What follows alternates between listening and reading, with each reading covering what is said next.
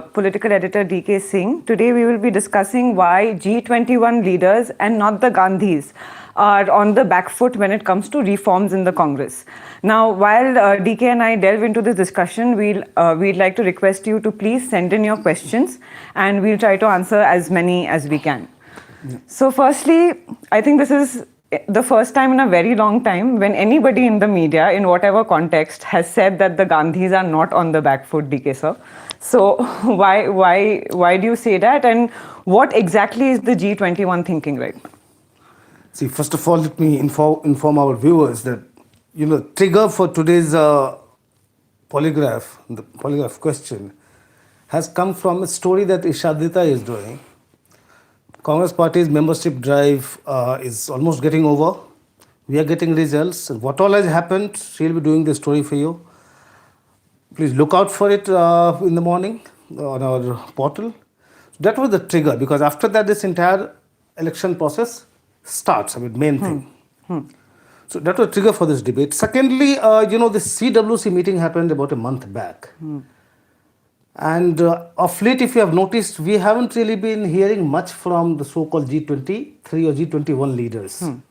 G21 because, a former Delhi speaker, Yoganand Sastry, has joined the NCP, and another signatory, Jitin Prasad, is in the BJP now. So it has become G21. Even if you were to add some new people like, say, Praneet Kaur, who has started attending the meeting, or Shankar Singh Waghela, who is not even in the Congress now, Mani Shankar Iyer, you add up that still, because they're not formally part of it, they have just joined them. So let's call it G21. In fact, there was a meeting of the G21 or G23 in Ghulam Nabi Azad's house where we have learned from our sources that almost every member of the Congress, most big members of the Congress, they were invited. And obviously there were a handful that came. But it looks like the group is also trying to expand itself. Maybe. That's why I'm saying they are the back foot in the sense. I've been interacting with them for the last 1 week just to find out whether they have given up or they are doing something. Generally, you get this sense that they are listless, spiritless, they don't know what is happening.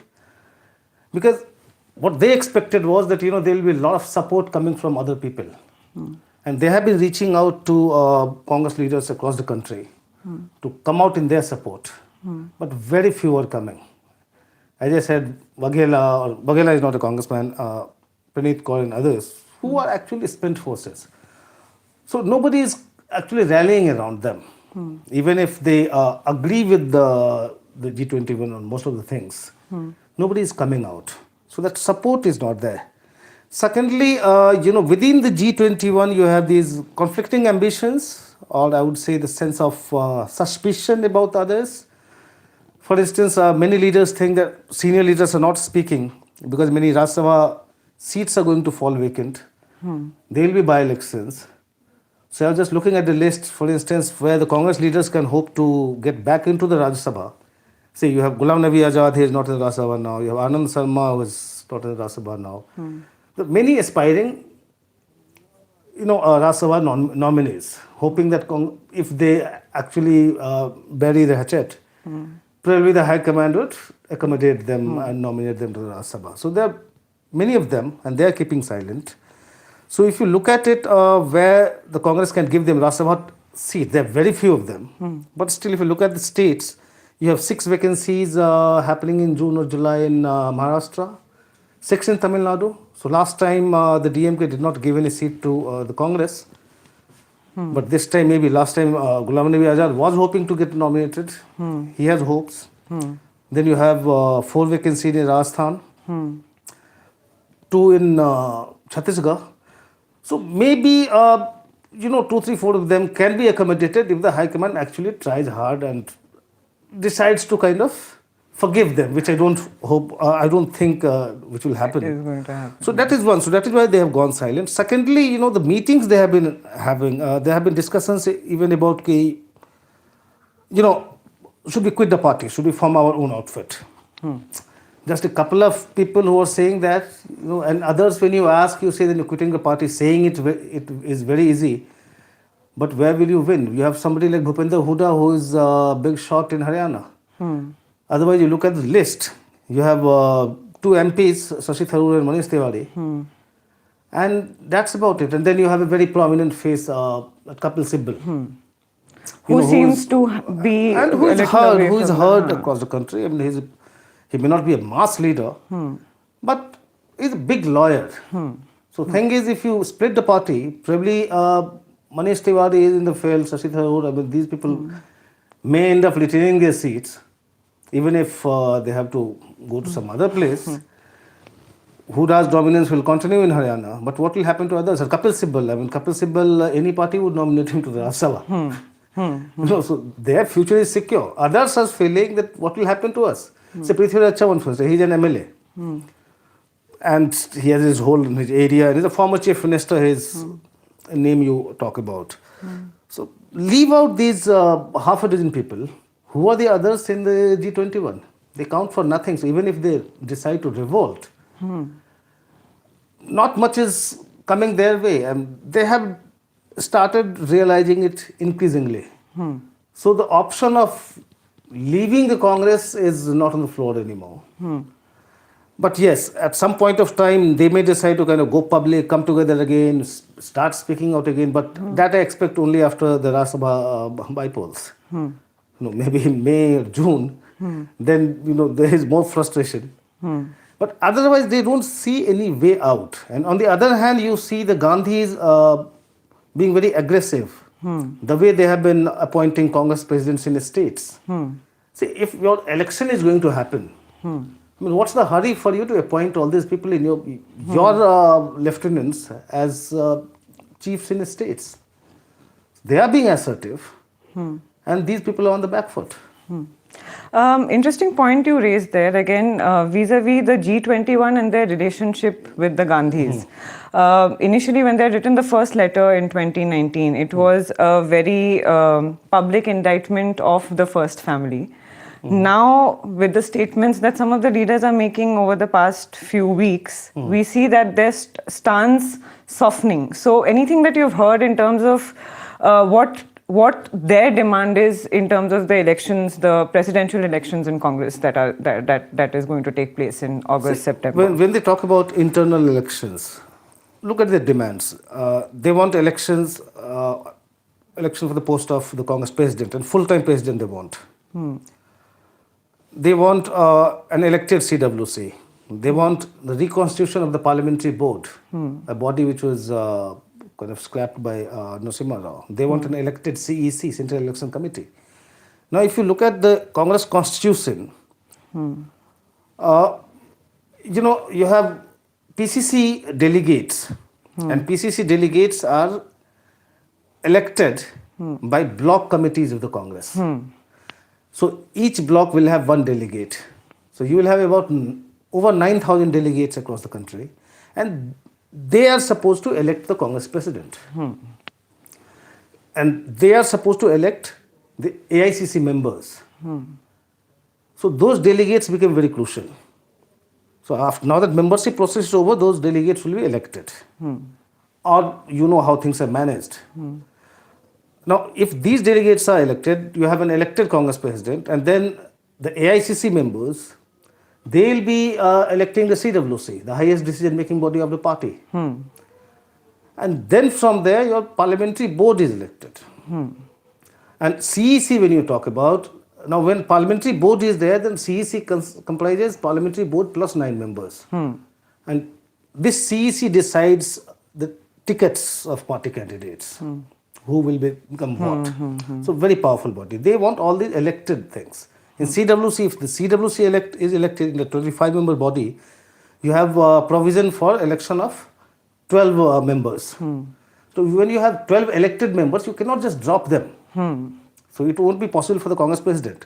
So even though they were not saying that, we do not want the Gandhis, and we do not want to undermine them, what they wanted was that there should be a collective decision-making process where just the Gandhis cannot run their bit. Look, everybody should have a say, because the Gandhi's leadership, it was actually a question mark on their leadership. When you look at the Congress president's election now, see, if you look at go back in history, I mean, there have been very few elections. Last one you remember is 2000 when Jiten Prasad actually Sonia put up a Gandhi. challenge to Sonia Gandhi. And look at the results. 7,500 votes for Sonia Gandhi and just 94 for Jiten Prasad. Go before that, 97, when Sitaram Kesari had defeated both Sharad Pawar and Rajesh Pilot. Both of them were much, much bigger leaders than Sitaram Kesari. But Sitaram Kesari was the provisional president then. So in 96, when Narasimha Rao stepped down, CWC had appointed Sitaram Kesari as the president. So by the very fact that that you are the Congress president, even if you are provisional, you are able to manage the entire thing. Right from the primary committee, formation of primary committees at the booth level, to the election of PCC delegates. So you compare Sitaram Kesari with Sharad Pawar and Rajesh Pilot. Sitaram Kesari was nothing, but look at the results. Sitaram Kesari got over 6,000 votes. Sharad Pawar got barely 800 plus votes, and I think 350, 354 by Rajesh Pilot.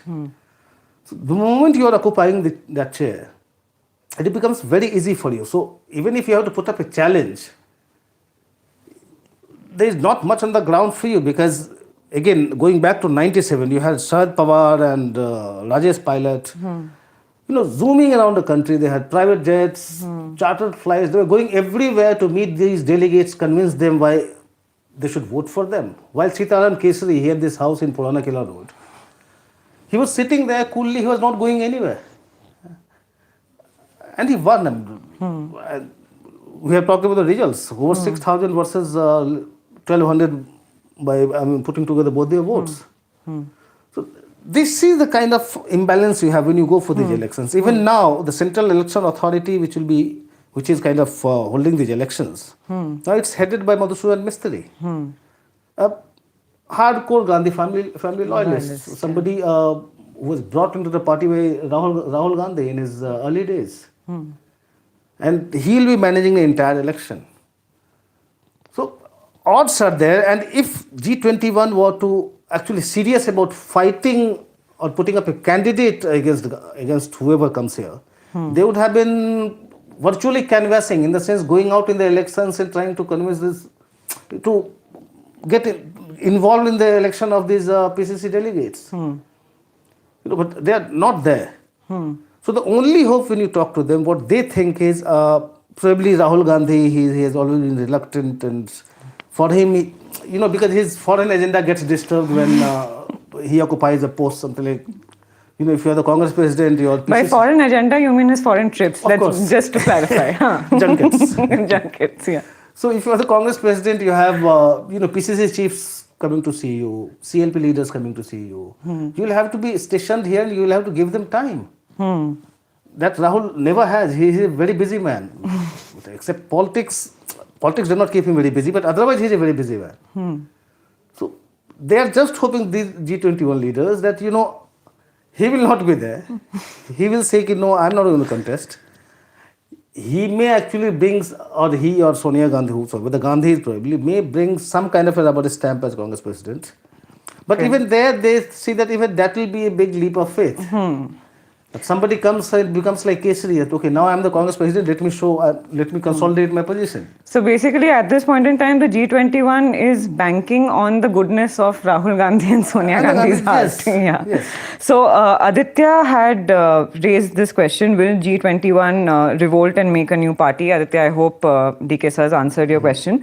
There are quite a few questions, and some of them are related to the Gujarat election, and I'll just read them out for you. So again, Aditya is asking, do you think if Congress manages to win at least one state out of Gujarat or Himachal, then we can see Rahul Gandhi returning as president? Aditya, just to clarify to you, the presidential elections of the Congress are going to be happening before the elections. So yes, I think by September 20th, that's deadline. Yeah. Yes. But he's asking that in case it happens, then will Rahul return as president? Look at these two states. In you see how active the BJP is, the ruling party. Now BJP has weaned away the Aam Aadmi Party's state president in Himachal and many others. In fact, the Aam Aadmi Party's entire thing, the Aam Aadmi Party had to basically, scrap its working committee there, because most of the leaders joined the BJP. And you see, Bhagwant Mann, Arvind Kejriwal already campaigning in Himachal Pradesh. Where is the Congress? In Gujarat, what is the news you are seeing? You saw how right after the election results in these 5 states, Narendra Modi, the Prime Minister, he was there in Gujarat holding road shows. Where was the Congress? For the only news you are hearing about the Congress is Hardik Patel blasting them. Then another MLA, the richest MLA then in 2012, joining the BJP, joining the AAP. Where is the Congress in the electoral discourse? Balraj Parmar actually has one more addition to that. He's also a member for the last 6 months. He's asking, do you think Prashant Kishore, there's been a lot of talk about the Congress and Prashant Kishore tying up before the Gujarat elections. Do you think him coming into the Congress and helping with the Gujarat elections is going to make any sort of difference, given the state the party is in right now in Gujarat? See, the fact is, Prashant Kishore is a brilliant poll strategist, poll manager, I would say. So, no doubt he'll make some difference. Because right now, nothing is happening. Nobody has any idea what's going to happen in Gujarat. So, like Rahul Gandhi did last time in 2017, hopping from one temple to another. That does not work. What Prashant Kishore does is, at least, he brings some kind of mechanism in place, how to fight election, which are the seats, which are the candidates, better candidates, where are you weak, where are you strong. I mean, these areas he actually highlights. But is Congress in a salvageable position? Like, even with Prashant Yes, because Kishore, AAP had just entered there. it? Look, last year you have when AAP won 28 seats in Surat Municipal Corporation. AAP seemed to be coming there, but still AAP is pretty new there. So in 2017 also AAP was there, but didn't get any vote at all. So AAP has to cover a lot of ground there. Unlike Punjab. Punjab, they had been there for 8 years. In 2014 also they had 4 MPs. So, AAP was present there at least. Here AAP has to start from the scratch. It has to generate that momentum. But the thing is, what AAP is banking on is, when you see a vacuum in the opposition, probably AAP should be the filler. What Prashant Kishore can do is actually organize the Congress's election. And because it has just, you still have time, he can actually get some method in the entire thing, like how to contest election. There are actually, we don't have much time, so there are 2-3 questions which are kind of similar, so I'll read them all out. Namra Patel is asking, and I have a feeling DK sir will like answering this question. What help are KC Venugopal and Randeep Surjewala doing for the Congress? Would Gandhis at helm with change in functioning with the likes of Dipendra Hooda and Sachin Pilot? Basically, if Dipendra Hooda and Sachin Pilot were given roles as important as Mr. Surjewala and Mr. KC Venugopal, would that help in the revival of the GOP? And one more question which I wanted to take to you, which is by Aditya again. What is more important for Congress, to return to power in states like Gujarat and show what they can do in terms of governance, or try and save its position which AAP is trying to take in different states? So coming to the first question first, we talk about KC Venugopal, we talk about Randeep Surjewala and their contributions to the party. So just to give you a brief background, KC Venugopal was Allappuzha MP who decided not to contest the election.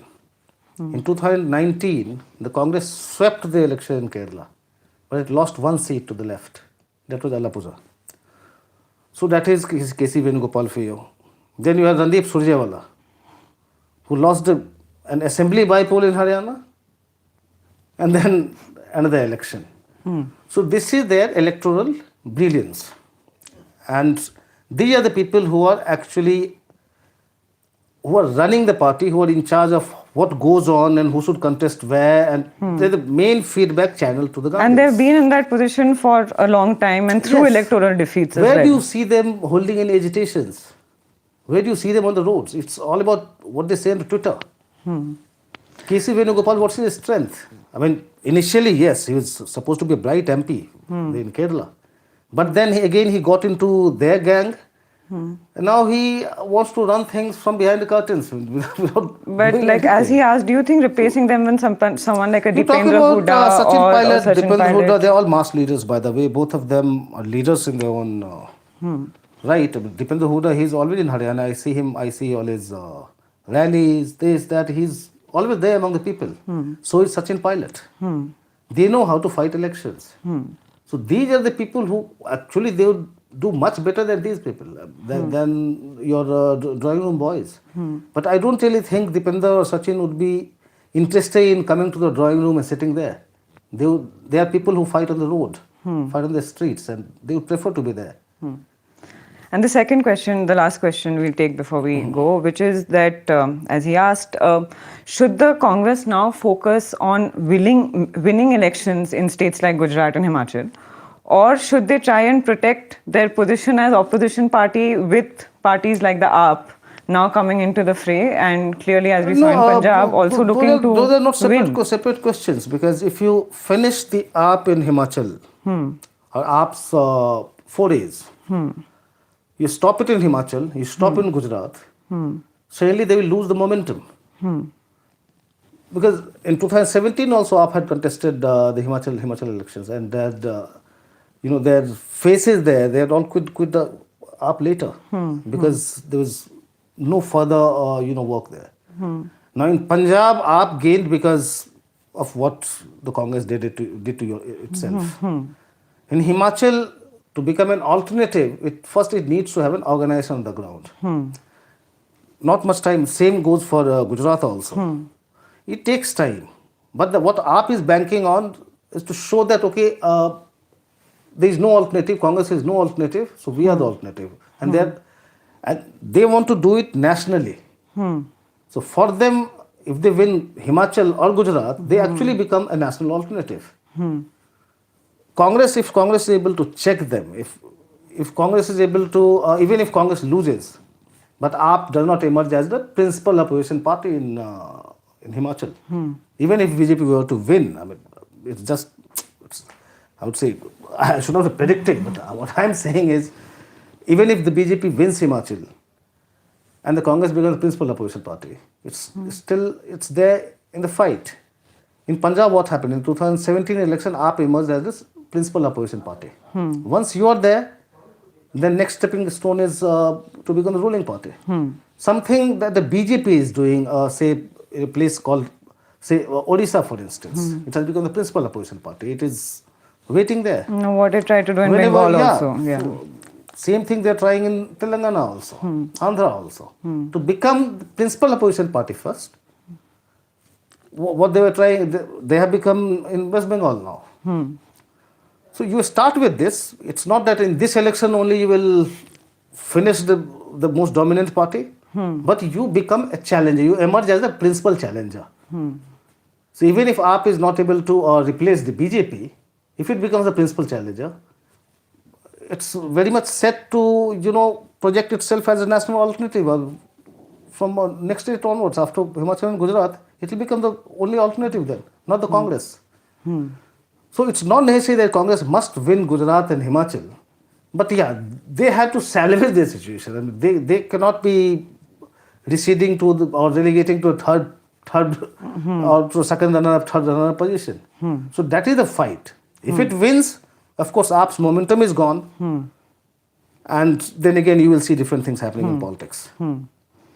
So clearly a lot to think for the Congress party as of now. There are 2 major elections coming up end of the year, and before that there are these organizational elections, before and after which we also expect a lot of fireworks to be happening in the party. Thank you so much for joining us on this episode of Polygraph. This is a show with our political editor DK Singh every Friday at 6 p.m. We hope you'll join us in the next episode too. Thanks for watching. Thank you. Thanks, Ishadrita.